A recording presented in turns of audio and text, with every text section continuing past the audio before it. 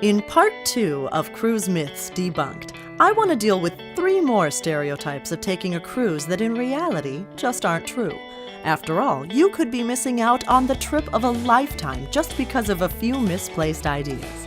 So, let's separate fact from fiction and bust another 3 of the biggest myths about taking a cruise. Myth number 1. Cruises are confining, and you can end up feeling kind of trapped. Well, prepare to be surprised by just how huge a modern-day cruise ship actually is.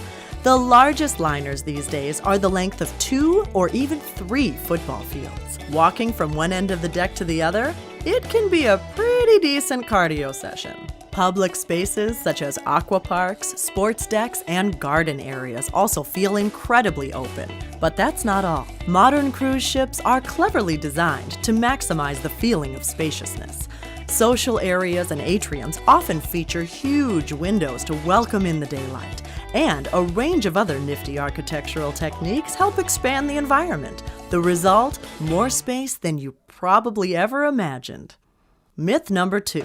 Cruises are expensive.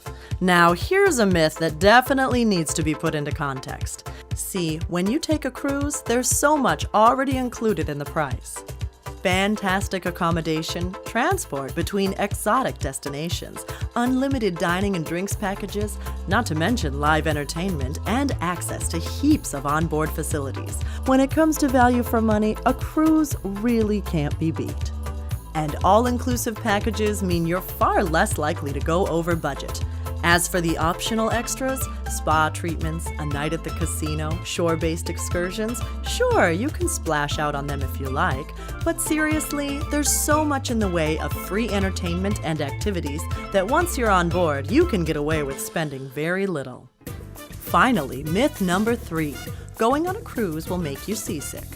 This worry is a common one, and perfectly understandable, especially if you already suffer from motion sickness when you travel. But in reality, getting seasick on board a large cruise liner is pretty uncommon.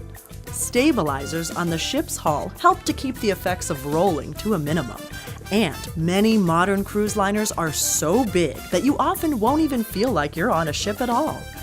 If you're concerned, try to book a room lower down in the middle of the ship, which is the most stable place to be.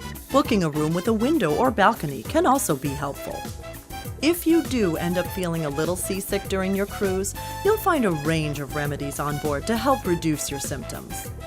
It's also worth mentioning that the ocean is calmer at particular times of the year, and certain itineraries reduce the chance of encountering rough seas, which all makes for a more tranquil experience. So there you have it, another set of cruise myths busted. The only question now is, what's holding you back from booking your cruise vacation? Start planning your dream vacation today by contacting your CruiseOne vacation specialist.